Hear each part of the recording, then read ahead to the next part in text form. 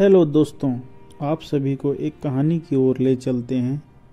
कहानी की नाम है सेक्स की अहमियत। यह एक लड़की की कहानी है। मैं बता दूं कि एक बहुत ही दुख भरी कहानी है जो कि एक लड़की की है। तो आइए देखते हैं।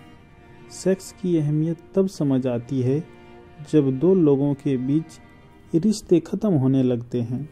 फिर पुराना वाला प्यार, रोमांस वापस आना मुश्किल ही नहीं नामुमकिन हो जाता है। लेकिन तब तक बहुत देर हो चुकी होती है। तो आइए देखते हैं। एक लड़की बोलती है, मेरी शादी को 6 साल हो चुके हैं। मेरे पति रोहित मेरे लिए हमेशा एक सच्चे साथी और दोस्त रहे हैं। हमारी शादी की शुरुआती दिन बेहद खूबसूरत थे। मैं खुद को भाग्यशाली मानती थी कि मुझे रोहित जैसा जीवन साथी मिला है।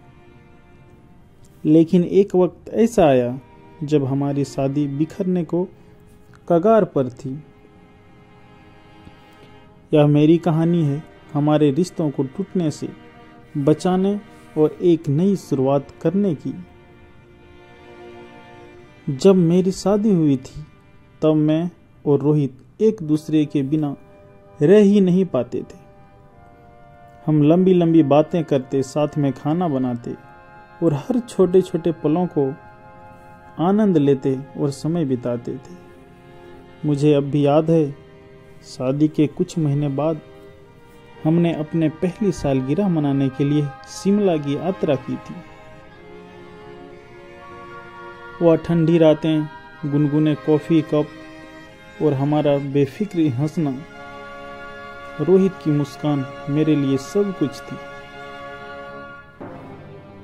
लेकिन मुझे यह एहसास नहीं था कि यह सब हमेशा ऐसा नहीं रहेगा। 3 साल बाद सब कुछ धीरे धीरे बदलने लगा। मैं काम और घरेलू जिम्मेदारियों में उलझने लगी। मेरी अपनी ऊर्जा खत्म होती सी महसूस हुई और फिर मुझे लगा कि मैं शारीरिक संबंधों में रुचि खो रही हूं। शुरुआत में मैंने इसे नजरअंदाज किया। मैंने सोचा शायद यह काम का दबाव है, लेकिन वक्त के साथ यह समस्या और बढ़ने लगी। मैं अक्सर बहाने बनाने लगी और बहाने इस प्रकार थे, आज मैं थक गई हूं, रोहित अभी मूड नहीं है।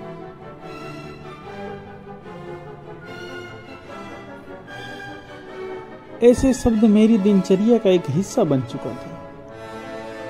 शुरुआत में रोहित ने बहुत धैर्य दिखाया, लेकिन धीरे धीरे वह भी चुप रहने लगे। पहले वे मुझसे बातें करने की कोशिश करते थे, लेकिन क्या अब वह बातें करना भी बंद हो गया। एक दिन जब हमने इस बारे में झगड़ा किया तो रोहित ने कुछ ऐसा कहा जिससे मेरी आत्मा को झकझोर दिया। प्रीति, क्या तुमने कभी सोचा है कि मैं कैसा महसूस करता हूं? तुम्हारी इस दूरी ने मुझे एक अजनबी बना दिया है। उस रात मैंने पहली बार खुद को आईने में देखा। क्या मैं रोहित के साथ अन्याय कर रही हूं? क्या यह समस्या मेरी वजह से है? अगले दिन मैंने अपनी सबसे करीबी दोस्त नेहा को फोन किया।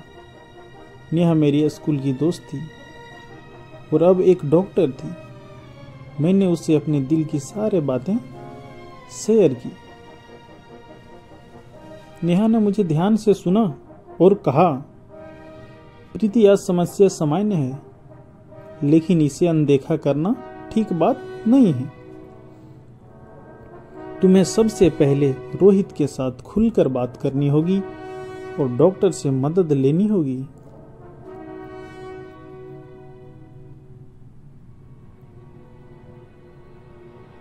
उसकी बात ने मुझे हिम्मत दी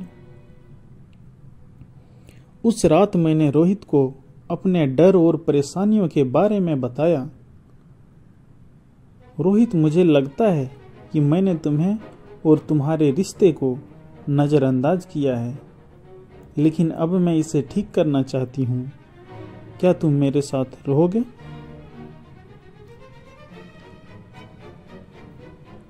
रोहित ने मेरी आंखों में देखा और कहा, हम इसे साथ मिलकर ठीक करेंगे प्रीति। बस इतना कि अब हम एक दूसरे से झूठ नहीं बोलेंगे। उनकी यह बात सुनकर मेरा दिल हल्का हो गया।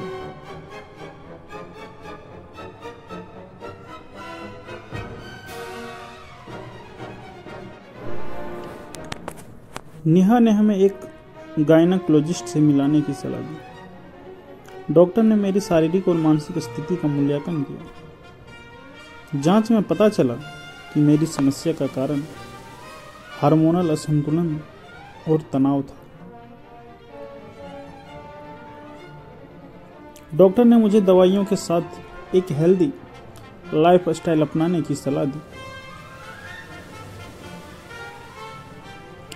योगा, मेडिटेशन और समय पर खाना खाने की आप जल्दी ठीक हो जाएंगे। साथ ही उन्होंने हमें कपल काउंसलिंग का सुझाव दिया।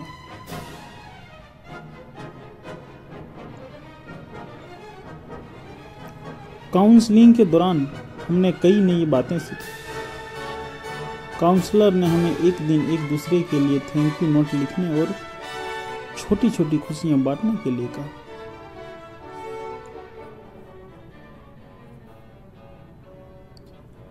हमने अपने दिनचर्या में छोटे छोटे बदलाव करने शुरू कर दिए। मैं और रोहित सुबह की सैर पर जाने लगे। हम साथ में खाना बनाने और बैठकर पुराने मजेदार किस्से याद करने लगे।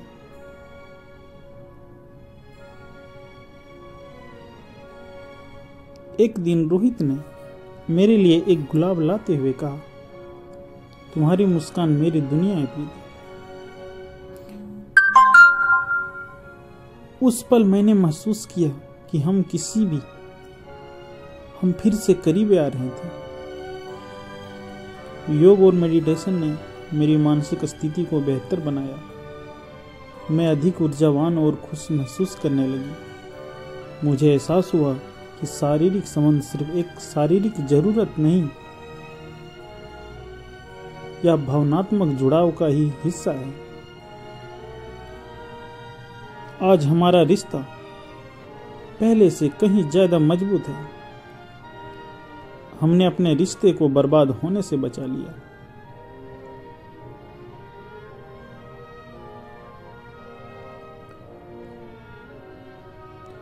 तो दोस्तों, प्रीति की इस कहानी से मैंने सीखा कि किसी भी समस्या को छिपाने का बजाय उसे हल करने की कोशिश करनी चाहिए, क्योंकि प्यार और विश्वास से हर मुश्किल दूर किया जा सकता है।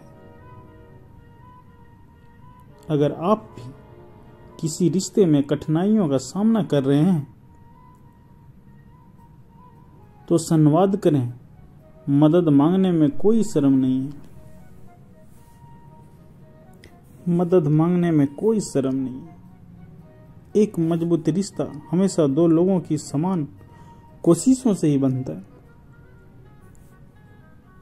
तो दोस्तों, कैसी लगी यह स्टोरी हमें जरूर बताएं और हमारे साथ जुड़े रहें।